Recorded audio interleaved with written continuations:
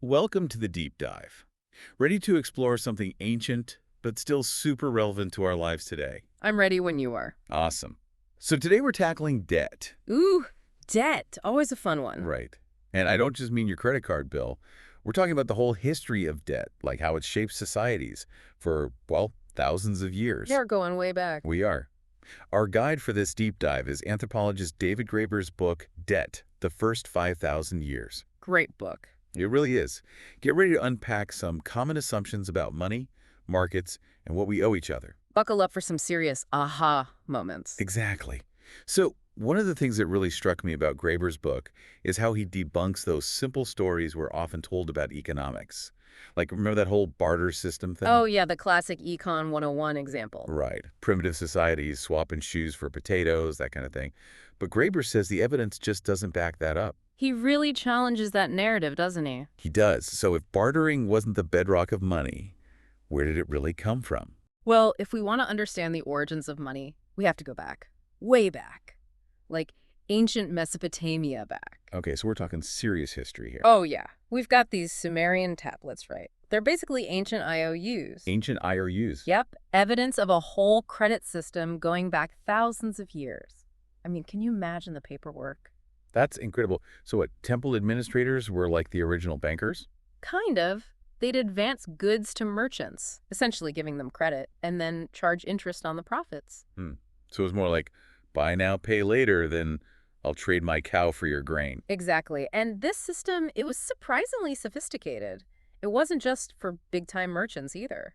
They had consumer loans, even pawning, much like we see today. Wow, so those modern financial innovations, not so modern after all. Nope, not even close. It's mind-blowing to think those ancient civilizations were basically running on credit. It really makes you rethink things. You know, it does make sense when I think about it. Even in my own life, borrowing a cup of sugar from a neighbor, that's based on trust. Right. Like, I'll return the favor. Right. Social relationships. Yeah. It's not about some precise on-the-spot barter. Exactly. And Graeber's point is that those social relationships, that trust, they're the foundation of early economies. It's not just cold, hard cash. It's about human connection. Think about it. Would you really barter with someone you might need to rely on later? Probably not. You want to keep those relationships strong. Exactly. But Graeber goes even deeper, right? He argues this ancient origin of debt, it reveals something fundamental about how we think about morality. Oh, yeah, he goes there. Wait, morality? How does debt tie into all of that? Because debt isn't just about numbers. Okay, so it's bigger than that. It's about our sense of obligation, accountability. Even the Bible has powerful stories about debt. Like, think about the parable of the unmerciful servant. You mean the one where the king forgives this massive debt? Yeah. And then that servant turns around and imprisons someone who owes him a tiny amount. That's the one. What a story. It really highlights the tension between forgiveness and accountability, right? Showing how debt can be used to justify harsh treatment. It's a dilemma that clearly resonated even way back then. For sure. Human nature, right? So even in ancient times, people were grappling with the ethical side of debt. Yep.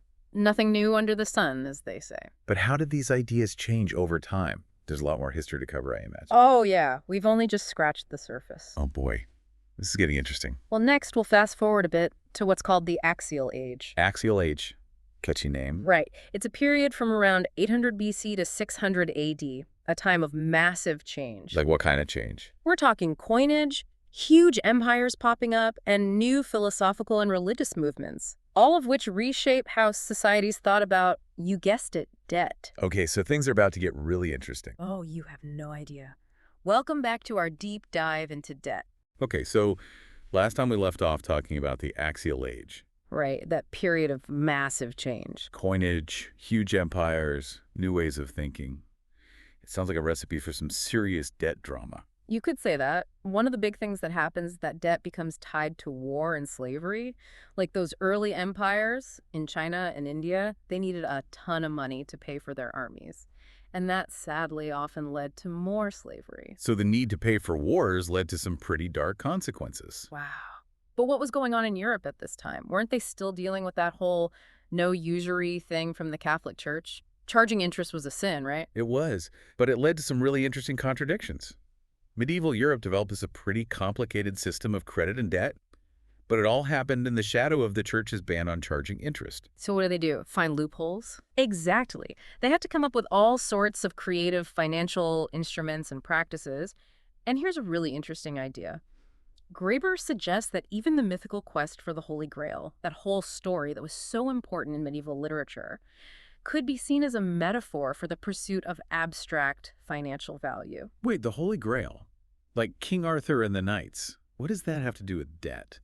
Think about it. The Grail represents something you can't really touch, but it's supposed to be incredibly valuable. It's kind of like the promise of wealth in this rapidly developing world of commerce. Like those early merchants were chasing a different kind of treasure. Huh. I never thought of it that way. It's like those old stories have this hidden economic layer. But let's shift gears a bit. How does this all lead to the rise of capitalism? I know something big happened in the 1500s or 1600s, right? You're thinking of the silver, all that silver coming in from the Americas, tons of it, Spanish ships hauling it back, flooding the European economy. It was like winning the economic lottery. But as Graeber points out, it wasn't all sunshine and roses. I mean, more silver sounds pretty good to me, like one of those stimulus packages you hear about. But on a massive scale, what's the downside? Imagine you're a farmer in Spain in the 1500s. Suddenly, everyone's got silver, but now your crops cost twice as much. More money, but less you can buy with it. That's the paradox. The silver, it fueled inflation, and it set the stage for a new kind of exploitation based on debt. Wait, so more money actually makes things worse? That seems counterintuitive. How does that even happen? It's all about supply and demand. When there's a lot more money around, but the amount of stuff you can buy hasn't changed, prices go up, that's inflation. So everybody's running around with more money, but that money buys them less than it used to. It doesn't sound great. Not at all. And one of the most striking examples of this is Hernan Cortez, the conquistador who conquered the Aztecs. Cortez, I thought he was swimming in gold after he took over the Aztec Empire. You'd think so, wouldn't you? But here's the twist. Cortez, even though he had unimaginable wealth, was constantly in debt. He borrowed to pay for his expeditions, to pay his soldiers, and in the end, he was basically trapped in this web of financial obligations. And even a conquistador, someone who literally stole an empire's worth of treasure, couldn't escape debt. Nope. It just goes to show that debt isn't simply about personal responsibility. It's built into the structure of capitalism. Even the people at the top can get caught in the web. It's like debt becomes a tool, a way to control people, even conquerors. Exactly. And this gets even more complex when you think about what was happening with religion at this time. Remember the church's ban on usury? Yeah, was that still going on? It was, but things were beginning to change, especially with Protestantism and the Reformation. Martin Luther, even he struggled with this. At first, he was totally against usury, said it was a sin. But later, he said that reasonable interest rates might be okay in certain situations. A little compromise, huh?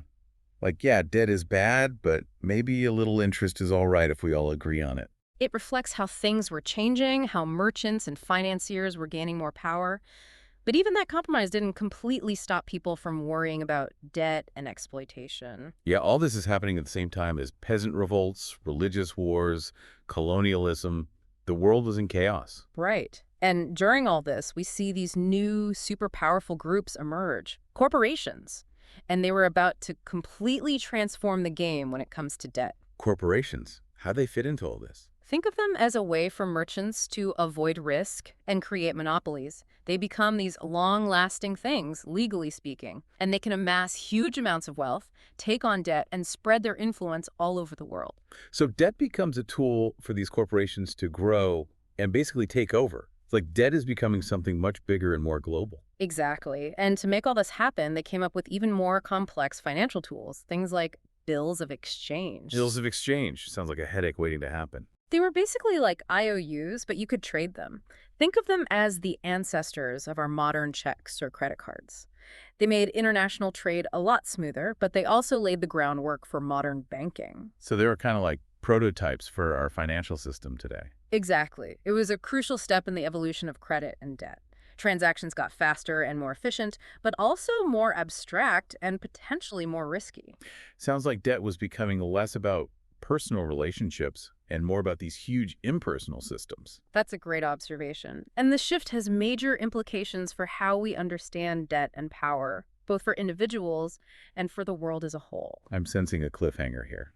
What happens next in the story of debt? Well, in the final part of our deep dive, we'll explore how debt shaped the modern world. We'll look at industrial capitalism all the way up to those massive financial meltdowns in our own time. I bet that's where things get really interesting.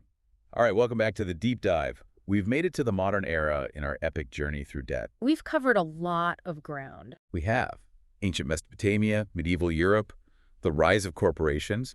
But I feel like this is where it really hits home, like how debt shapes our lives today. You're right. The story of debt in the modern world, it's all around us. It is. I mean, think about the Industrial Revolution. Massive change, right? Factories everywhere. Exactly. And cities exploding with people looking for work. But all that progress, it needed fuel. And that fuel was debt. In many ways, yeah. We see these industrial financiers popping up. Okay, the big banks. Right.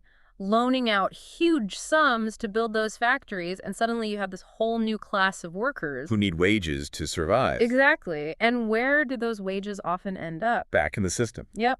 Buying the very goods they're producing. It's a cycle. A cycle powered by debt. A cycle that drives economic growth, for sure, but it also creates new problems. Like what?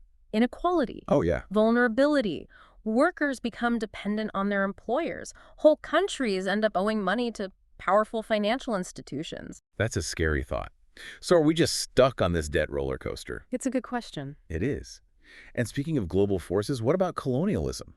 That whole era of empires conquering and exploiting. How did that factor into the story of debt? It's a huge part of the story. European powers were borrowing tons of money to build their empires. And taking what they could from the colony. Exactly. Extracting resources and often using debt as a way to maintain control. It's a pretty dark chapter. So debt becomes a weapon.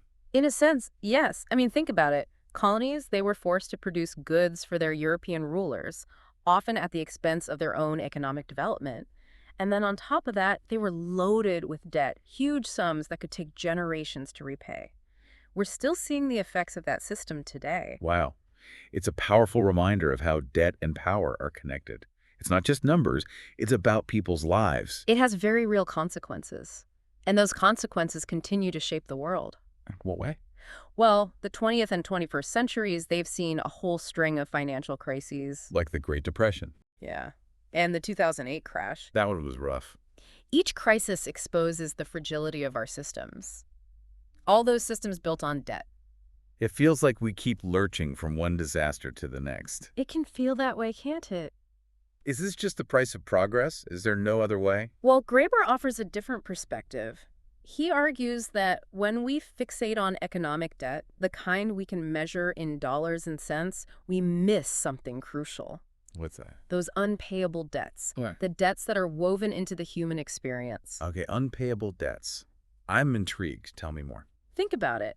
The debt we owe our parents, our ancestors, Yeah. the debt to the planet itself, these aren't things you can just pay off with money. They're bigger than that. Much bigger. They're about obligation, responsibility, a sense of belonging to something larger than ourselves. So it's about recognizing that we're part of a web of interconnectedness. Exactly. And Glaber's point is that when we try to reduce all human relationships to the language of money and debt, we lose sight of these deeper moral obligations. It's like we're so busy balancing our checkbooks that we forget about the things that really matter, our connections to each other, to the world around us. It can lead to a sense of isolation, a kind of emptiness. Wow.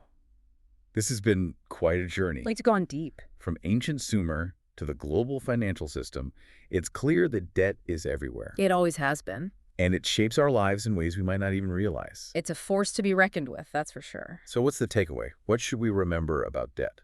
I think the key is to remember that debt is more than just money. It has this moral dimension, a social dimension. Right. Our obligations to each other, they go way beyond what we owe on our credit cards. It's a powerful message, one we can all learn from. Well, as we wrap up this deep dive into debt, I'm left with a question for you to ponder. If those fundamental debts to the world and to each other can never truly be repaid, what does that say about the nature of our existence? Thanks for joining us on the deep dive. We'll be back soon with another journey into the heart of knowledge.